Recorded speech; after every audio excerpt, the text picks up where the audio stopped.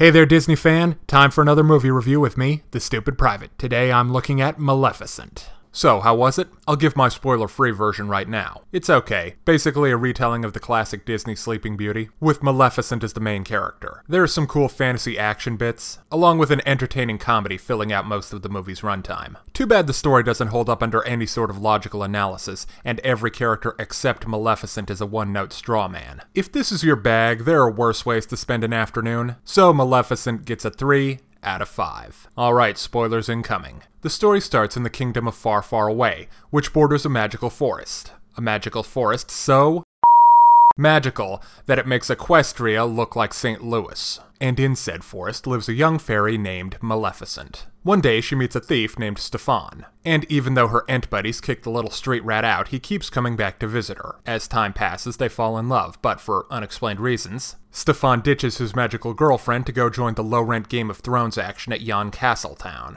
He probably just wanted to get away from that stupid forest. I'd imagine that much whimsy would get quite sickening after more than a few minutes.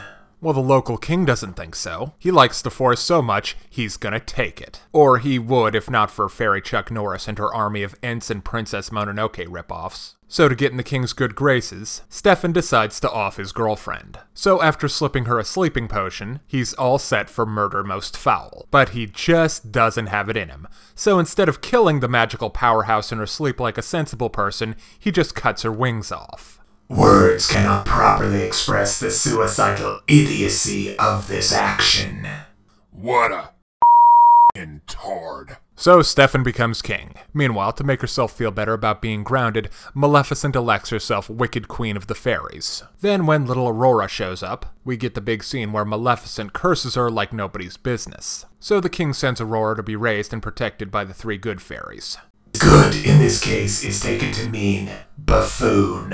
To keep the kid alive until her 16th birthday so she can get properly cursed, Maleficent takes over fairy godmothering duties, with the help of her totally awesome crow minion. But the little tyke grows on Maleficent so much so that the evil fairy decides to break her own curse, but no dice on that. Then everything comes to a head when Aurora turns 16, and she gets a lifetime supply of Ambien all at once. But there's no need to fear, it's Maleficent to the rescue with a handsome prince in tow to break that nasty curse. Too bad the whole love's first kiss thing doesn't really work. Then they completely recycle the ending of Frozen, and have Maleficent's love for Aurora break the curse. Then she beats up King A-hole and happy ending. If you couldn't guess by the title of the movie, Maleficent is the main character. And in a way, she's the only character. She grows, she has an arc, and it's all fairly well done. The problem is, everyone else is a 2D cardboard cutout. Evil King Stefan is evil 'cause evil. Aurora is there to be precocious and lovable, and that's about it. And the 3 fairies receive a massive downgrade to incompetent comic relief, who can barely care for a child, let alone help this guy take down a level 20 sorceress. But the best supporting character by far is Duval the Crow. He's Maleficent's conscience as well as her right-hand man, and those two are a great comic team. Their scenes together have both a lot of comedy and heart.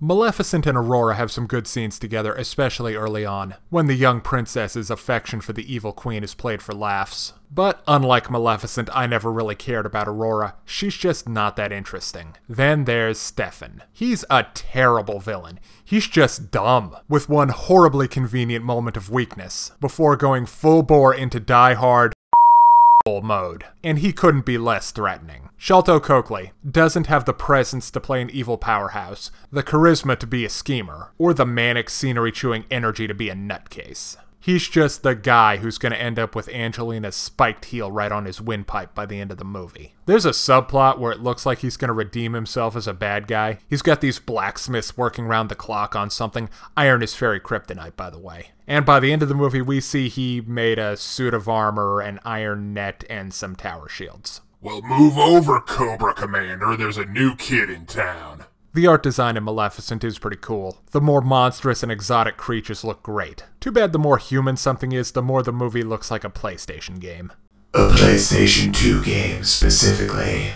Now it's time to break down the good and the bad in Maleficent. On the good side, the fantasy action is kinda awesome, the comedy is sorta funny, Angelina does a great job belting out the over-the-top villain monologues and the more subtle stuff, and the fantasy world has some kinda cool stuff in it. On the other hand, if that stuff isn't a tree monster or flying fish, it's gonna look like a load of bad CGI. Everyone who isn't Maleficent is a 2D cardboard cutout, and that causes some major tonal whiplash, by the way. And unless you can say it's a fairy tale, stuff just happens, the movie's plot completely collapses under any logical scrutiny. So I'm calling it a mixed bag. If you're interested in more reviews of anime, comics, TV, movies, or video games, check out my channel on YouTube at StupidPrivate913. Thanks for watching.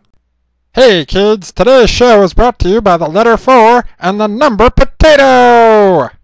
I'm a stupid private.